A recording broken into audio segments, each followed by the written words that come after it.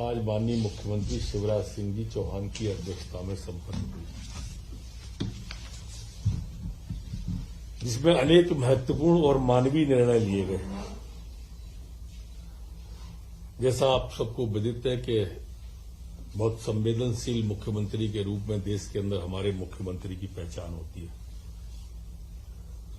एक सामाजिक पहल उन्होंने आज की है और सामाजिक पहल में घरेलू हिंसा से पीड़ित जो हमारी बेटी बहन बहू है, इन सब बालिकाओं और महिलाओं के लिए आज एक प्रस्ताव कैबिनेट से पास किया है। इस घरेलू हिंसा में अगर नातेदार जो ससुर कहलाते हैं, देवर कहलाते हैं, इस तरह के नातेदार भी शामिल हैं, अगर वो घर में प्रताड़ित करते हैं, तो अगर वो हिंसा में 40% की क्षति हमारी बेटी बहू बहन को होगी तो 2 लाख रुपया, इससे अधिक होगी तो 4 लाख रुपया,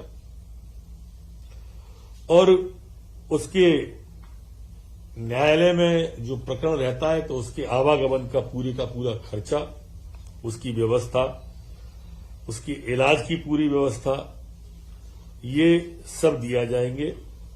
और इसके लिए हमारे यहां पर कलेक्टर को अधीन आवेदन पत्र देंगे, पुलिस अधीक्षक, सीएमएचओ, स्वास्थ्य और महिला बाल विकास अधिकारी ये इस व्यवस्था को देखेंगे। दूसरा जो महत्वपूर्ण निर्णय है वो नगरीय क्षेत्रों के अंदर, जैसा पहले आपने मुख्यमंत्री भू आवासीय योजना देखी होगी, कमोबेश वही नगरीय क्षेत्रों में शासकीय भूमि के धारकों को धारणाधिकार लेने का अधिकार दिया गया है।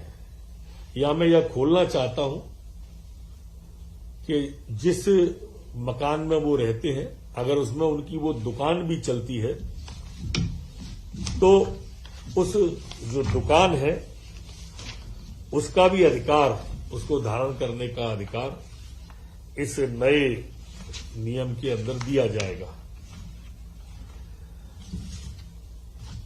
इसमें जो गांव की आबादी की भूमि में रहने वाले लोग हैं और उनके पास में स्वामित्व का दस्तावेज नहीं है, इसके कारण से उन्हें बैंक में लोन लेने की और अलग अलग प्रकार की अनेक कठिनाइयां होती हैं।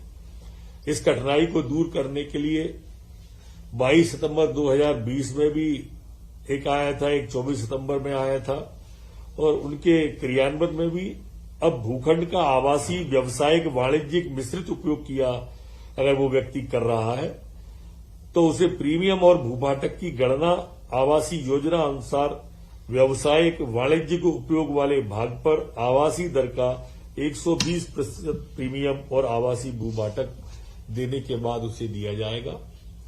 और इसमें पट्टे के क्षेत्रफल को भी पृथक से अलग से लिखा जाएगा। मिश्रित प्रयोजन वाले को एक ही परिवार द्वारा 2 अलग अलग स्थानों पर एक आवासीय और एक दूसरा व्यावसायिक भूखंड उपयोग किया जा रहा है तो उसे 2 पृथक पट्टे दिए जाएंगे। एक परिवार को केवल एक बार ही लाभ दिया जाने का इसमें निर्णय लिया है। देय राशि के भुगतान की अवधि में वृद्धि चाही गई हो, वहां अवधि पूरी होने पर बकाया राशि को भू राजस्व की बकाया के रूप में वसूल किया जाएगा। एक बहुत महत्वपूर्ण निर्णय हमारे मध्यम वर्ग के लोगों के लिए यह लिया गया है। इसी तरह से आज विमुक्त घुमक्कड़ और अर्ध घुमक्कड़ जनजाति कल्याण विभाग का नाम बदलकर घुमंतु और अर्ध घुमंतु जनजाति विभाग करने का भी निर्णय आज मध्य प्रदेश की कैबिनेट के द्वारा लिया गया है। हमारे मंत्रिपरिषद के द्वारा जो विभिन्न वर्गों के उम्मीदवार जो प्रोफेशनल एग्जामिनेशन बोर्ड द्वारा आयोजित परीक्षा में सम्मिलित होते हैं के द्वारा परीक्षा में प्राप्तांक में 5% अतिरिक्त अंक प्रदाय किए जाने का निर्णय आज मध्य प्रदेश की कैबिनेट के द्वारा लिया है और इन वर्गों के लिए अधिकतम आयु सीमा 55 वर्ष निर्धारित करने वाला भी निर्णय लिया गया है। ये मैं और इस खोलना चाहूंगा इसे, ये वो लोग हैं जो हमारे अलग अलग विभागों में काम करते हैं और परीक्षा देते हैं, हमारी शासकीय सेवा में है और वो अपनी परीक्षाएं देती हैं, उन वर्गों के लिए है। इसी तरह से नगरीय क्षेत्रों की शासकीय भूमि के धारकों के धारणा के अधिकार के संबंध में निर्णय मैंने आपको पूर्व में बता दिया है।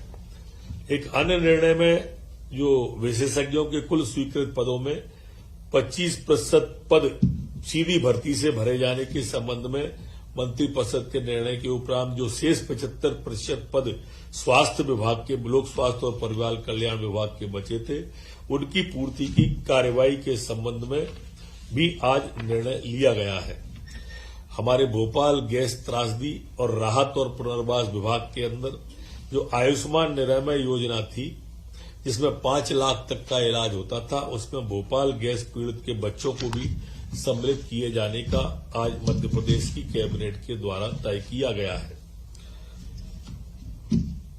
ये जो मध्य प्रदेश की सवा सिलेंडर प्राइवेट लिमिटेड उज्जैन औद्योगिक क्षेत्र मक्सी रोड पर जो था भूखंड, उसे 9.86 करोड़ की स्थायी पूंजी निवेश के द्वारा लघु सूक्ष्म और मध्यम उद्यम विभाग के द्वारा 7 क्यूबिक मीटर का डी टाइप गैस सिलेंडर निर्माण के विस्तार के लिए भूखंड देने का आज मध्य प्रदेश की कैबिनेट ने तय किया है।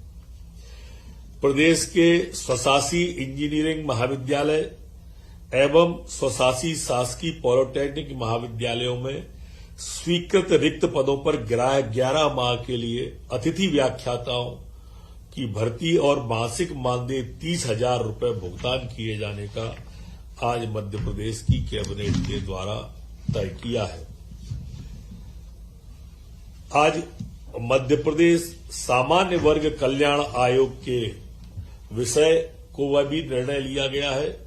इसमें सामान्य वर्ग के व्यक्तियों के कल्याण के हितग्राहियों को चिन्हांकन करना, सामान्य वर्ग के समग्र कल्याण संबंधी बिंदुओं पर विचार करना, प्रदेश में सामान्य वर्ग के लोगों के कल्याण की दिशा में राज्य शासन की कई योजनाएं बनाने, पुराने कार्यक्रमों को आवश्यक परिवर्तन करने, अनुषांगिक विषयों का सुझाव देना और प्रदेश के सामान्य वर्ग के व्यक्तियों को लाभान्वित करने के लिए सुझाव देने का आज मध्य प्रदेश की कैबिनेट के द्वारा तय किया है। लोक परिसंपत्ति प्रबंधन विभाग, राज्य परिसंपत्ति एक समिति के गठन का निर्णय, ये अपने आप में एक अलग प्रकार का निर्णय मध्य प्रदेश की सरकार ने लिया है कि एक ये विभाग ही अलग से बना दिया है। वो विभाग हमारे राज्य के अंदर की परिसंपत्तियां, हमारे राज्य के बाहर की जो राज्य सरकार की संपत्तियां हैं और उनसे क्रियान्वयन और उनका उपयोग, ऐसा बहुत सारी कंपनियां, बहुत सारे काम इस कंपनी में देने का तय किया है। इसकी शेयर पूंजी 1,000 करोड़ रुपए और प्रदत्त पूंजी 10 करोड़ रुपए रखी जाएगी। आज परिवहन विभाग सुसावरा की जिला मंदसौर स्थित सुसावरा बुकिंग ऑफिस पर संपत्ति की नीलामी दुकानों के संबंध में जो बोली आई थी, एक्चुअली रुपए 2 करोड़ 14 लाख को मंजूरी दी गई है।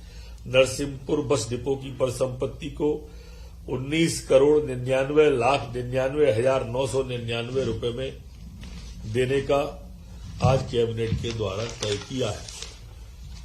आज मध्य प्रदेश की आबकारी नीति जो मध्य प्रदेश की है, उसको भी 1 अप्रैल 2022 से 31 मार्च 2023 तक जो प्रस्तावित थी, उसको आज अनुमति प्रदान कैबिनेट के द्वारा की गई है।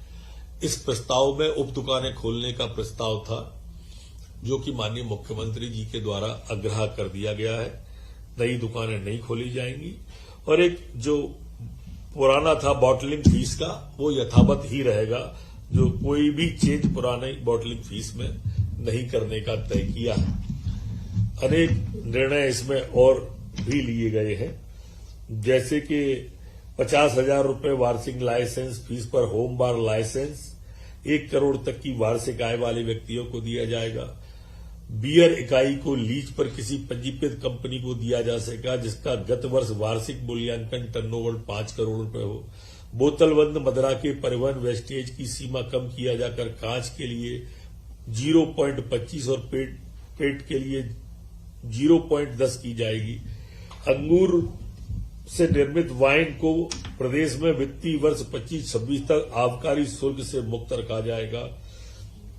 अंगूर के अतिरिक्त जामुन से भी वाइन के निर्माण की अनुमति यहां पर दी जाएगी। भोपाल एवं इंदौर में शासन द्वारा निर्धारित मापदंडों के आधार पर माइक्रो ब्रेवरीज खोली जा सकेंगी। ऐसे अनेक सुझाव हैं जो लिखित में अभी आप सबको इस विभाग के द्वारा दे दिए जाएंगे।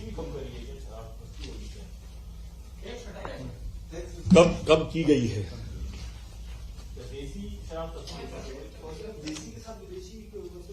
जी अभी आपको लिखित में दिए दे रहे हैं, वो भी दे रहे हैं, बताना।